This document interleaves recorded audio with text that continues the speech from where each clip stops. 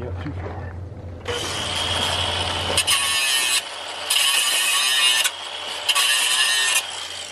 All right.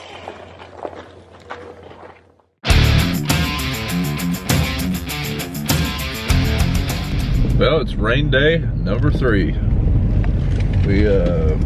Today we're gonna haul in the grain that we loaded out last night. We have 3 loads to haul in yet. And then when we get done with that, we still have to finish hooking the drill up to the Challenger.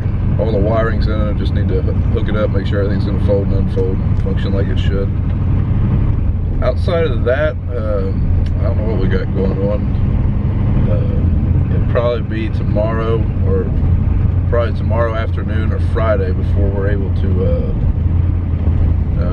probably tomorrow afternoon or Thursday before we're able to start shelling corn again, just because the ground's so saturated. But that's where we're at for now, so I'm gonna hop in the truck and head to Cargill.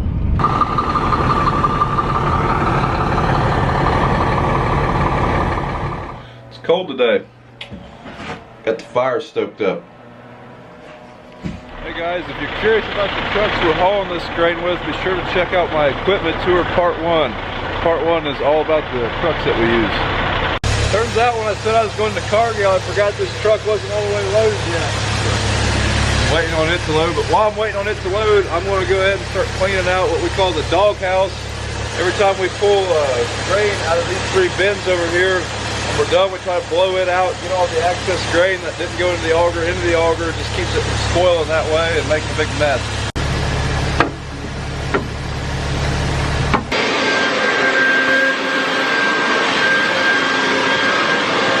I think you've had that shirt on for the last 3 or 4 episodes. I washed that.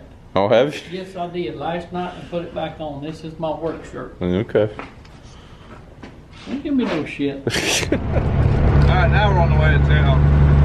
We had 3 trucks loaded, so George went and took one in while I was finishing loading this one and cleaned up a little bit. We're going in together now. He said we're starting to get a little busy. Looks like Cargill's having some issues. One of their dumps is closed, so it might be a long trip.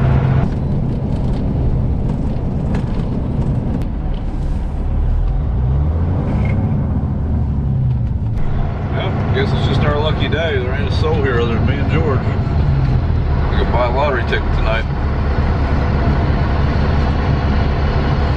Just for the record, if I do hit the lottery, I ain't telling you guys, but whenever you tune in one day and all of a sudden, shoot, there are trucks here. But whenever you tune in one day and all of a sudden we've got 4 or 5 combines on tracks, and a bunch of brand new Peterbilts, all sorts of good shit, you might just take a hint that Brian hit a $500 million Powerball. And the best part about there being a line at the elevator is you get to get out, shoot the shit with some people you ain't seen in a long time, and solve a lot of world problems. So that's what I'm gonna go do now. If you're wondering why the driving footage has a black bar in the middle of it, that's why. There is no metal on the inside of this truck other than that CB to stick that GoPro on with that magnetic mount, so just got to live with it. Well, we're both dumped. It ended up taking a little while, but not too bad. When they're only using one pit like that, they have to let the pit clean out each time if the guy in front of you had corn or the guy in front of you had beans. So that's what usually takes so much longer that way. But 4 trucks in front of me all had beans, so it cleaned out pretty quick, not that big of a deal. I guess they have one of the door that covers pit 2. Someone raised their dump trailer into it, smashed it, so they're fixing it today. I guess I'm glad they're doing it today whenever no one's running around here. It'd be a real cluster if everyone was going a little more, but they're not.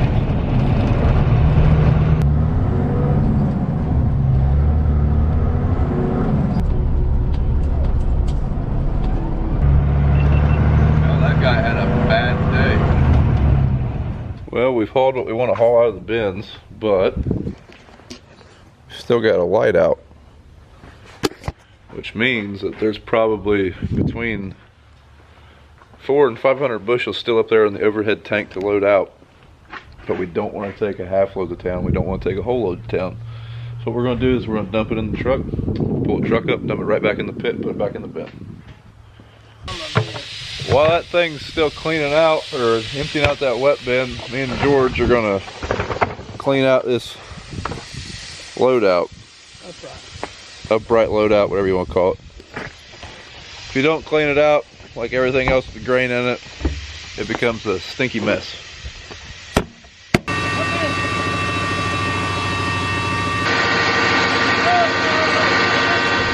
George's favorite time of the day. Yep, we're going to eat. Where are we eating? IHOP. IHOP?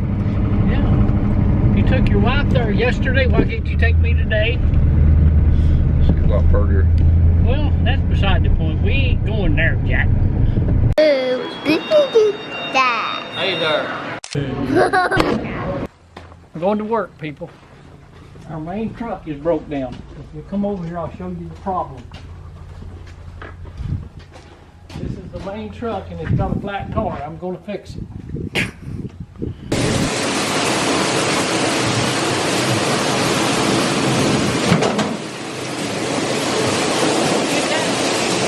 Ready now. Guys, we are done hauling now. Just got back that last load. George is left for the day. He's gonna go do some bush hogging, and I'm going to hook up the wheat drill. So first I'm going to clean up a little bit over at the bins, and then we'll be back to the Challenger, hopefully. That's what 2 days of hauling in the rain looks like.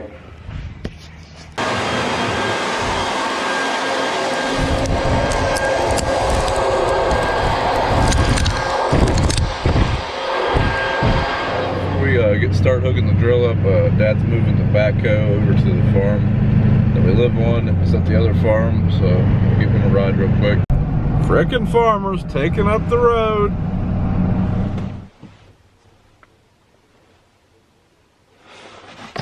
All right, looky there. Now we can watch things like the World Series. I mean, plant wheat.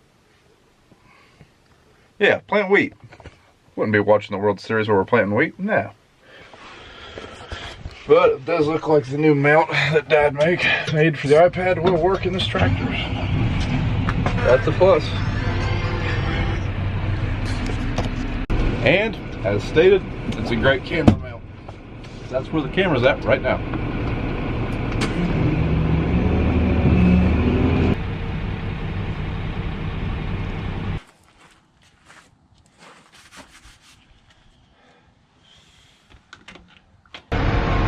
Got the planner unfolded and everything, putting the information into the monitor. We got to take some measurements, it looks like, for the auto steer in it, but surprisingly enough, I do kind of remember how to run this monitor. That's shocking to me.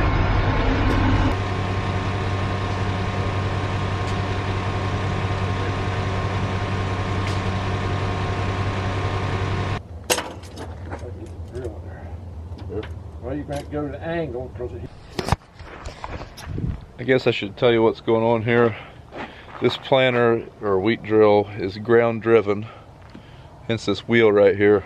This wheel rides on this wheel, and that's how it knows how much seed to distribute. I mean, it turns this chain and these gears, and that's how it knows how much seed to deliver. Well, we've been having problems with the chain jumping, and when that happens, there's skips throughout the field, and that's no good. This sprocket is wore out, and we're going to replace it before we start, and hopefully eliminate that when we're having issues getting this roll pin out to pull the sprocket off. That's why the grinder was out. Still haven't got it yet, but it's going out one way or another.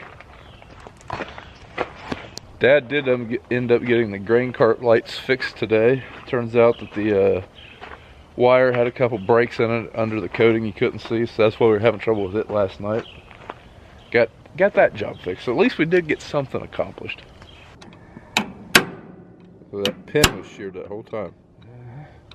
well, it wasn't, but it's almost. Well, that explains why we couldn't punch it out of there. You know, guys, we ended up getting that sprocket off there. Ended up being that the roll pin we were trying to punch out was sheared, and that's why we couldn't get it punched out. So got that thing off there. Need to get a new sprocket for it tomorrow. But Should be ready to plant wheat here by the time it dries out. Probably a couple days before it be dry enough too. But thanks for watching. Hopefully tomorrow we'll be shelling corn, and we'll see you on the next video.